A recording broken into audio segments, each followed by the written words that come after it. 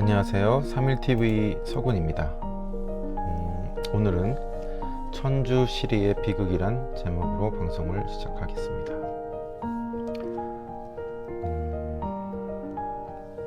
천주실의, 하늘의 주인의 하나님이죠. 마테오 리치 신부가 쓴 천주실의입니다. 그러니까 하나님에 대한 참된 토론이란 제목이죠. 이 천주실의는 그 8편 174항목으로 구성이 되어 있습니다. 예수의 선교사들이 총 500여 종에 이르는 서양 학술 서적을 다투어서 한문으로 번역하는 시기인 1593년부터 96년에 편찬된 것으로 보이며 1603년에 중국 북경에서 처음 간행된 이후에 선교사들에 의해서 거듭 출판이 되었다고 합니다. 카톨릭 철학과 스콜라 사상의 입장에선 서사와 전통 유학과 불교, 도교의 사상을 갖춘 중사가 토론하는 형식으로 서술되었다라고 합니다. 카톨릭 철학이죠. 그러니까 기독교 철학, 스콜라 사상, 그러니까 스콜라 철학이죠. 교부 철학, 기독교 중심 철학으로 아이들을 가리켰던 그 당대 학교에서 가리켰던 그 사상의 입장에선 서양의 그 사상을 갖춘 그 이런 선비와 전통 유학과 불교 도교의 사상을 갖춘 중국의 그 학자가 이렇게 서로 토론하는 형식으로 되어 있어서 동양 사회에 대한 천주교 전파가 목적이었고 유교적 교양을 바탕으로 천주교 교리를 설득하는 방식으로 되어 있습니다. 필요한 경우에는 불교와 도교 이념도 동원하였으며 중국의 고사와 성어를 적절히 이용하였습니다. 그렇죠. 이 배경은 마테오 리치 신부가 한 30여 년 동안 그 중국에서 생활을 하고 철저하게 중국어 한자를 공부를 했고 불교와 도교의 공부도 철저히 했습니다. 유교 경전은 물론이고 도교 경전까지 섭렵을 해서 그들의 그 어떤 용어와 사상적 배경을 활용을 해서 카톨릭 철학, 이런 그 기독교 사상이 이런 불교나 도교나 유교보다 더 우월하다라는 것을 활용하고 이용하기 위해서 만든 것이 천주실의입니다.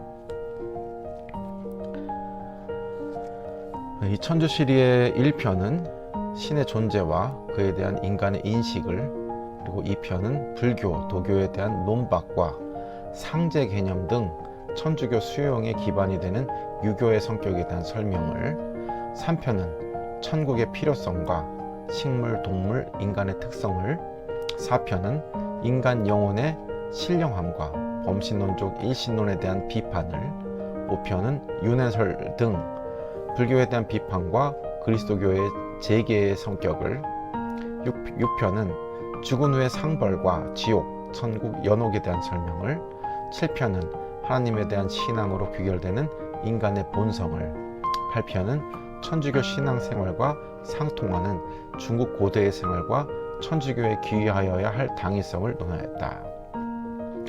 이 책의 1차적인 특징은 불교와 도교는 배척했지만 유교는 태극서를 제외하고는 그 의의를 충분히 인정하면서 천주교 전파의 바탕으로 삼으려 했던 것에 있다. 중국에서는 걸륭제가 이 책을 사고전서에 수록하게 할 정도로 호의적인 반응을 받았으며 일본에서도 처음 발간된 이듬해에 전파되었습니다. 한편 유불도교의 입장에서 반발도 거세게 일어났고 중국에서는 종진지의 천학초징, 천학재징 등의 반론과 그것을 모은 벽사집이 나왔습니다. 또한 천주교 내부에서도 유교에 영합한 오류라는 비판이 일어났습니다. 그렇죠. 마테오 리치 신부는 이 기독교를 이 동양에 전파하기 위해서 철저하게 탑다운 방식을 이용했습니다. 기존의 천주교 방식은 그 아래에서 위로, 그러니까 그런 포교 방식을 선택을 했었는데 이 마테오리치 신부는 이렇게 혁신적인 방법으로 탑다운 방식을 선택을 한 것이죠. 그러면서 철저하게 불교하고 도교, 그리고 유교의 연구를 하였습니다. 그것을 하기 위해서는 이 한자가 바탕이 되지 않으면 안 됐었죠. 철저하게 이분은 중국인이 되려고 노력을 했어요. 그래서 본인의 이름도 이탈리아에서 온 마테오라고 줄여서 이마두라고 이름을 바꾸었죠. 사실 이분의 이 노력 때문에 기독교, 그리스도교에 대한 가차음이 기독교라는 말이 처음 탄생을 한 겁니다. 맨날 제가 인용을 하지만 코카콜라에 가구가락을 붙인 것처럼 기독교가 처음 된 것이고, 천주교, 카톨릭이 천주교라는 이름을 갖게 된 것도 이때가 처음입니다. 하늘의 주인 진짜 교, 뭐 이런 뜻이죠. 천주교. 네. 그래서 이런 용어가 한자로 완성이 된 시기도 이때라고 보시면 되겠습니다. 이 마테오리치 신부는 1552년도 10월 6일 날 태어났습니다. 그러니까 레오나르도 다빈치보다는 100년 정도 뒤에 태어나셨죠. 이때 명청 교체 시기가 있었고 임진왜란 시기도 이때 일어났습니다. 이분 이름이 마테오리치인데 중국어로 이마두로 바꿨습니다. 호는 청태이고 서강이고 존칭은 태서유사이다. 마체라다에서 출생하셨고 북경에서 사망하셨습니다. 중국에서 돌아가셨습니다. 로마 카톨릭 교회의 사제이자 중국을 비롯한 아시아 대륙의 기독교 신앙을 정착시킨 이탈리아 출신 예수회 선교사입니다. 중요한 아주 역사적인 획을 그은 사제이죠. 서양의 기독교 사상을 이 당시의 명나라 명청 교체 시기에 이 아시아, 일본 그리고 이 조선에까지 이 서양 철학을 뿌리내리게 한 장본인입니다. 이 예수회 문장이 여기 보이죠? 예수회 소속입니다. 이 마테오리치 신부는 아주 대담했어요. 왜 탑다운이냐 하면 명나라의 황제를 개종을 시키려고 했습니다.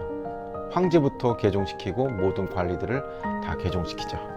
그리고 백성들까지. 황제를 개종시키면 이 중국의 세상은 다 카톨릭의 세상이 될 것이라고 생각을 하였습니다. 기국도 크고 배짱도 대단하고 생각이 큽니다. 보통 인물이 아니었어요. 이분의 행적을 보면은 1568년도에 로마에 가서 법률을 배우고 1571년도에 예수회에 입회를 했습니다. 78년도에 고아를 경유하고 마카오에 도착하였으며 1584년에 루지에리와 함께 광저우 서방에 중국 최초의 천주교당인 선화사를 창건하여 포교에 힘썼습니다. 그러니까 천주교 성당 이름도 절 이름처럼 선화사라고 했죠. 친화적으로 만들었어요. 교회가 아니라 이렇게 선화사라고 만들었고, 그동안 중국어를 배워서 사서의 라틴어 번역과 중국어 발음의 로마자화를 시도하였습니다. 그러니까 유교의 사서삼경에 있는 사서를 라틴어로 번역을 했습니다. 이 마테오리치 신부는 이것만 보면 대단하죠. 이미 라틴어도 정통하였고, 그리고 이미 중국어 한자를 정통하게 공부를 하였기 때문에 사서를 꿰뚫어 알았다는 거예요. 유교에. 그것을 다시 라틴어로 번역할 정도였으니까 얼마나 중국어를 열심히 했고 한자를 열심히 했고 이 중국 문화와 역사, 전통, 사상, 철학까지 종교까지 완전히 꿰뚫으려고 노력을 하셨다는 것을 알 수가 있습니다. 공부가 이 정도는 돼야 되겠죠. 대단합니다. 1589년도에서 95년도에는 쓰저우, 소주죠. 네, 그 서시고요. 수저우에서 체제하였고 그 후 남경을 거쳐서 98년에 상경하였다. 상경하였다는 건 북경으로 갔다라는 거죠. 그래서 1600년 이후에는 북경에 정주하며 만력제에게 당시 명나라의 그 13대 황제입니다. 만력제에게 자명종과 시계죠, 서양금, 그리고 그 삼능경, 프리즘 등을 선물하여서 환심을 샀다고 합니다. 선무문 가까이에 남당, 교회당을 설치하고 많은 고관 및 고관대작과 문인들과 교유하였습니다. 중국어로 저술한 교우론, 그리고 천주실의를 비롯한 세계지도, 고년만국전도와 유클리드 기하학의 번역서인 기하학 원본 등 논조가 많습니다. 그러니까 이런 기독교 카톨릭 철학과 사상을 이렇게 한자로 번역을 해서 전달하고 전파한. 그런데 이 과정에 상당한 어떤 그 인위적인 작용과 왜곡이 있죠. 이것을 그 긍정적인 면도 있고 부정적인 면도 있습니다. 근데 초창기 이 마테우스 신부가 전파할 때는 긍정적인 면이 있었지만 그것이 나중에는 엄청난 비극을 낳는 참사가 됩니다.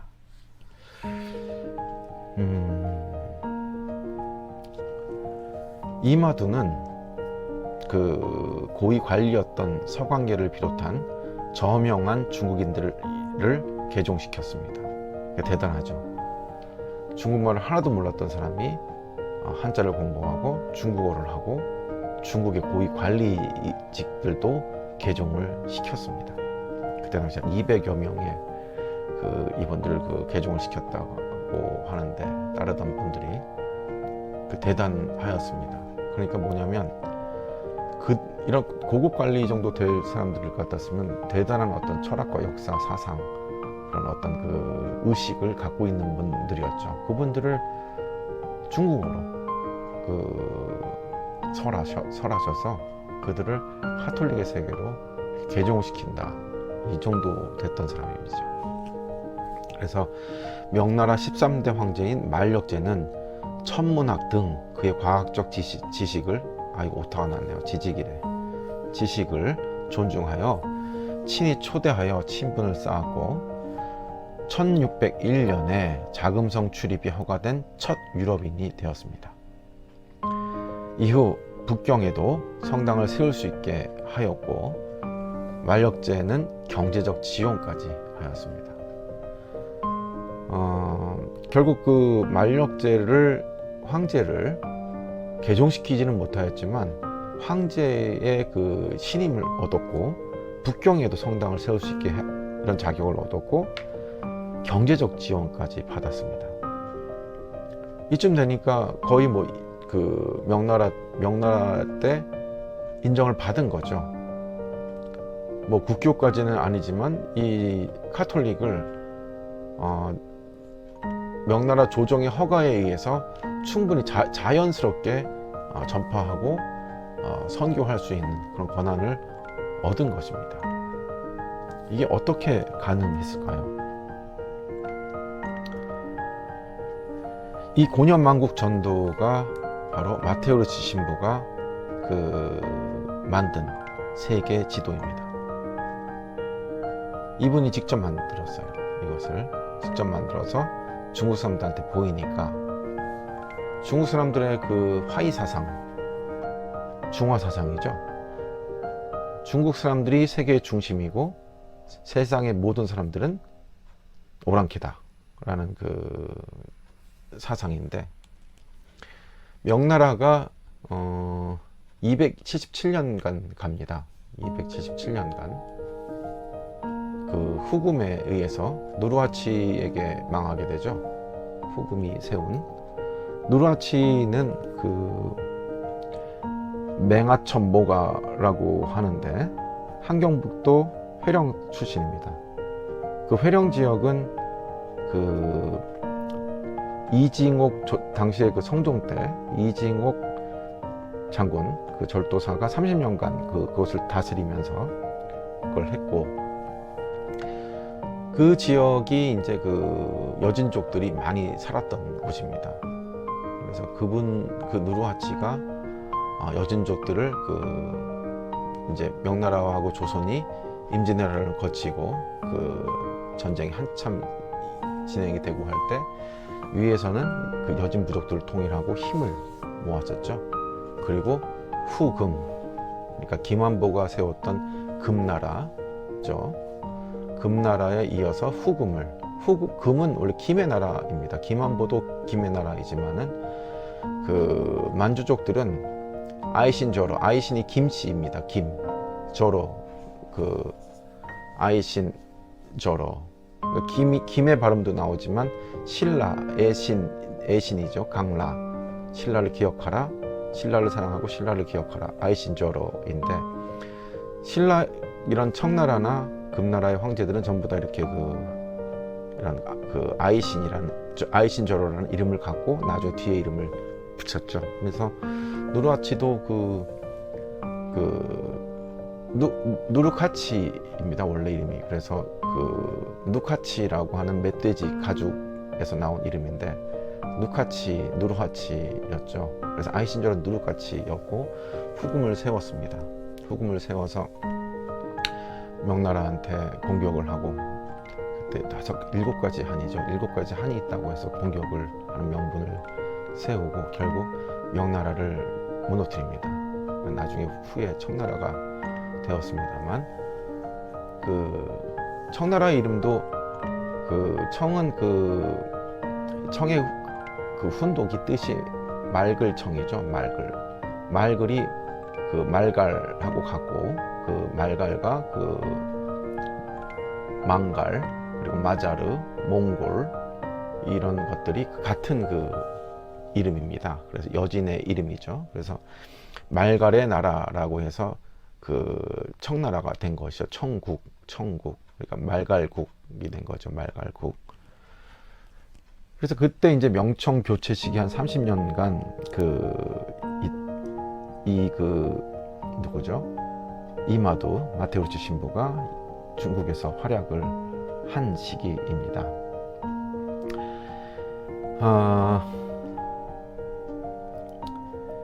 이 마테우치 신부가 어떻게 중국에 이렇게 정착하고 이렇게 그 중국 황제로부터 그 천주교 포교에 대한 허가를 받고 지원까지 받게 되었는가?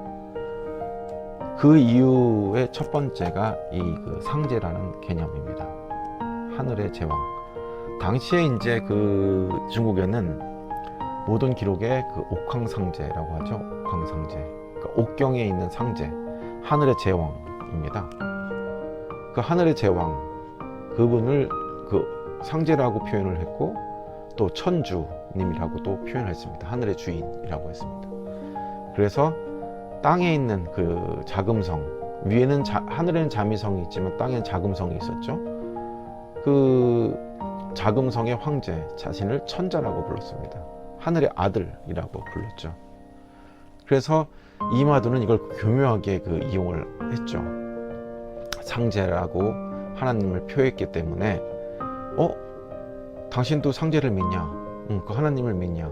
상제 이퀄 하나님이었기 때문에 나도 천자다. 나도 천주의 아들이다. 했기 때문에 그 하나님을 자연스럽게 같은 동일시하게끔 받아들이게 됐습니다. 그리고 서양에서도 이런 상제님을 믿고 천주를 믿고 있구나 라고 해서 아주 편안하게 받아들일 수가 있었어요. 이마두는 본인의 이름도 이마두로 바꿨지만 그 성경을 천주님, 하나님을 천주님으로 딱 쓴 거예요. 그래서 카톨릭을 천주교로 만들었던 것이고, 아주 친화력이 있고 당시에 중국인들이 인식하는 그런 어떤 철학과 문화, 그런 사상, 종교에 그냥 녹여버린 거예요. 그래서 이 상제라는 개념, 천주라는 개념의 키워드가 성공의 요인이었습니다. 그래서 같은 천주님의 아들이구나, 같이 천주님을 믿고 상제님을 믿고 있구나, 너도. 그렇게 했기 때문에 지원까지 하고 성당을 짓게끔 하였습니다. 이 천자라는 개념이죠. 그리고 마테오르치 신부는 제사와 신주까지 인정을 하였습니다. 그러니까 지금 기독교나 카톨릭은 지금 뭐 제사를 인정하고 있습니다만 다시 제사는 우상 숭배죠. 귀신한테 절을 한다라고 해서 도저히 타협할 수 없는 대상입니다. 우상 숭배가 돼버리는 것이니까 하나님의 가르침하고 율법하고 전혀 배치되는 내용이죠. 그러나 마테오르치 신부는 신주도 인정했고 제사도 인정했습니다. 마테오르치 신부 논리는 간단해요. 나를 낳아주신 아버지, 그 아버지의 아버지, 아버지의 아버지, 할아버지까지 계속 올라가면은 결국 그 아버지도 나도 다 하나님이 만들었고 태어나게끔 했고 그 아버지의 그 선조에 계속 우리까지 올라가도 결국 하나님한테 닿는다. 그러니 신주도 부모님에 대한 효심과 이런 그 유교의 그 바탕에 따라서 인정을 했고 제사 또한 인정을 하였습니다. 그러니 어떤 종교가 어떤 다른 종교에 이렇게 접근이 되고 설득을 할 때 걸림이 있을 수 있는 당대 사람들은 다 불교 문화나 도교 문화와 유교의 문화에 젖어 있었겠죠. 그런데 그런 게 다 동일시 여겨지고 걸림이 있는 벽을 없애버리니까 전도와 포교와 개종이 아주 쉬웠습니다. 그런데 과연 이게 기독교적인 이게 교리에 맞는 것인가?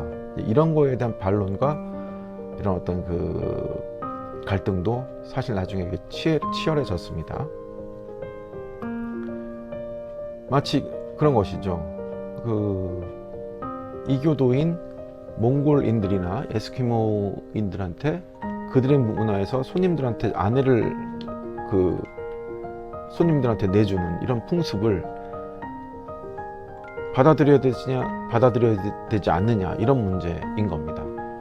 그래서 모국자는 전도를 위해서는 그들의 문화를 받아들여야 된다. 왜냐하면 전도할 기회조차 없어지니까.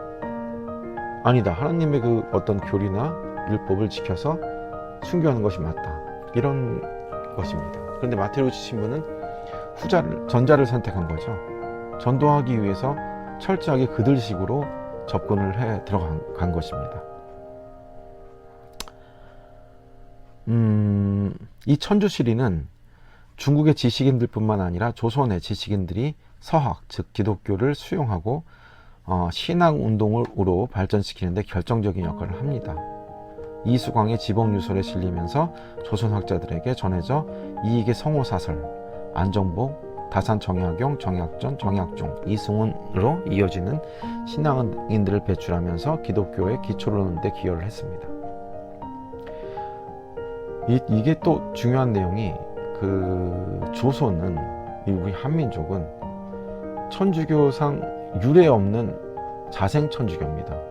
신부님이나 이런 선교사들이 일절 없이 이 책으로 그냥 받아서 자생적으로 생긴 거예요. 중국하고 일본하고 또 다릅니다. 일본과 중국은 다 선교사들이 들어갔어요. 근데 조선은 그냥 유일하게 그냥 자기들끼리 생긴 거예요. 이벽이 미사를 주관했고 자기들끼리 그냥 알아서 미사를 본 겁니다. 참 하여간에 한민족은 하늘을 이렇게 받들고 이렇게 경천하고 애인하고 이런 종교적인 어떤 토대가 굉장히 어떤 대단한 민족이에요. 그러니까 모든 종교들이 다 잘 되는 것 같아요. 그래서 이것도 참 중요한 대목인데 이 다산 집안이 이 천주교에는 아주 기둥을 합니다. 그리고 엄청난 고통스러운 삶을 사셨죠. 이 그림에서 이 가운데 파란 옷을 입고 있는 분이 이벽입니다. 이렇게 이제 미사를 보게 되었고 자생 천주교를 통해서 처음에는 그 사대부 위주로 이제 천주교가 믿어지고 이렇게 전도가 되는 양상이었습니다. 이 이벽이 정약용의 맏형인 그 정약현의 부인의 친동생이었습니다.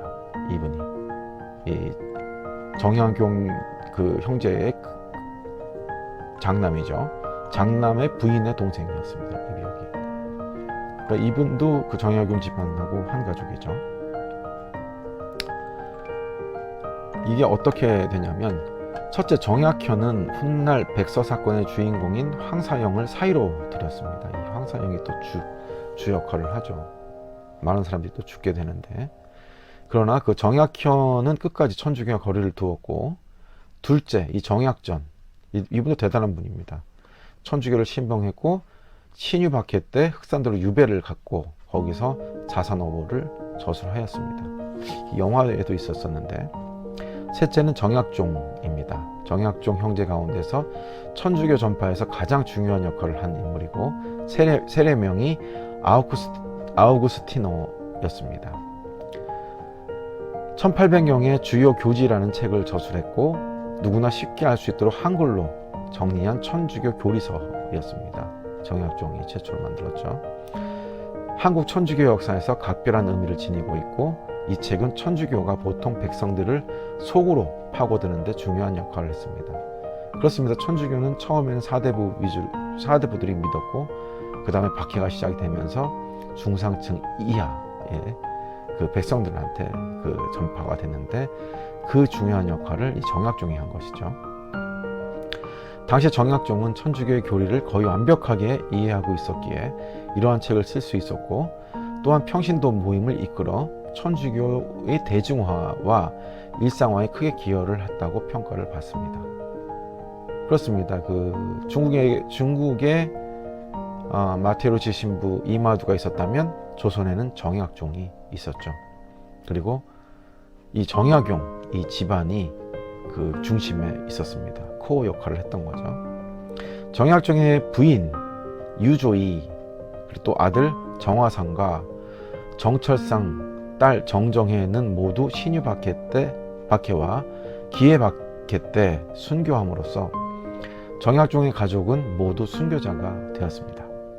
유례가 없는 일입니다. 이 가운데 정화상은 1984년 성인의 반열에 올랐습니다. 천주교에서 이제 나중에 인정을 이렇게 한 것이죠. 황사영 백서 사건의 주인공인 황사영은 정약용의 맏형인 정약현의 사위였습니다. 맞습니다. 아까 그 내용이. 황사영은 16세 때 진사시험에 합격했습니다. 과거에 합격한 유능한 인재였죠. 그런데 정약용 집안의 천주교 분위기에 젖어들게 되었고, 처삼촌인 정약종의 절대적인 영향을 받게 되었습니다. 이 정약종 보통 분이 아니에요. 1790년대 천주교를 공부하기 시작했고, 1795년 주문모 신부를 만나서 세례를 받고 1801년에 백서를 작성하였습니다. 그리고 체포되어 참수를 당했습니다. 배교를 했다고 공개적으로 선언했으나 정약용은 끝내 이 백서 사건으로 18년 유배를 떠나야 했습니다. 그렇죠. 모함 받았죠. 그러니까 그 정약용이 그 엄청난 그 어떤 공격에서 심지어 살아남기 위해서 나는 천주교를 배교하였다라고 글로 써서 냈습니다. 그럼에도 불구하고 정적들한테 이렇게 백서 사건으로 몰리게 되었죠. 그래서 이제 그 을묘박해 때 3명이 순교했고, 신유박해 때 123명, 103명, 103명, 50명 이렇게 많은 분들이 순교를 하게 되었습니다. 이 내용은 뭐냐면, 왜 조선이 이렇게 박해를 하게 되었을까요?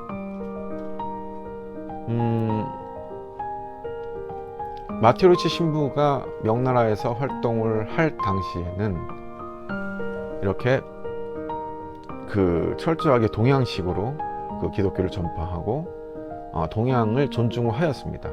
그리고 천자를 존중하였고, 그러하기 때문에 조정의 지지를 받을 수 있었죠. 그분의 목표는 명확했습니다. 탑다운 방식으로 황제를, 그 조정의 관리들을 모두 개종을 시키고 중국과 조선과 일본이 이 아시아 국가를 카톨릭의 나라, 기독교의 나라로 만들고 싶었습니다. 그래서 무리를 하면서까지 천주실이라는 그 교리서를 만들어냈고, 그리고 친화적으로 이렇게 그 천주교라는 이름도 만들어냈고, 이렇게 그 기독교라는 그 이름도 만들게 되었습니다. 그러나 이제 이 이마두가 이렇게 동양을 친화적으로 제사도 인정하고 신주도 인정하고 천자고 같은 상제님이고 이렇게 표현을 동일시 여기면서 하나의 종교로 표장을 하였을 때, 이마두가 돌아가시고 나서 그 로마 교황청에는 그 도미니크파가 다시 득세를 하고, 그들은 철저하게 그 교리 중심으로 다시 회귀를 하였죠.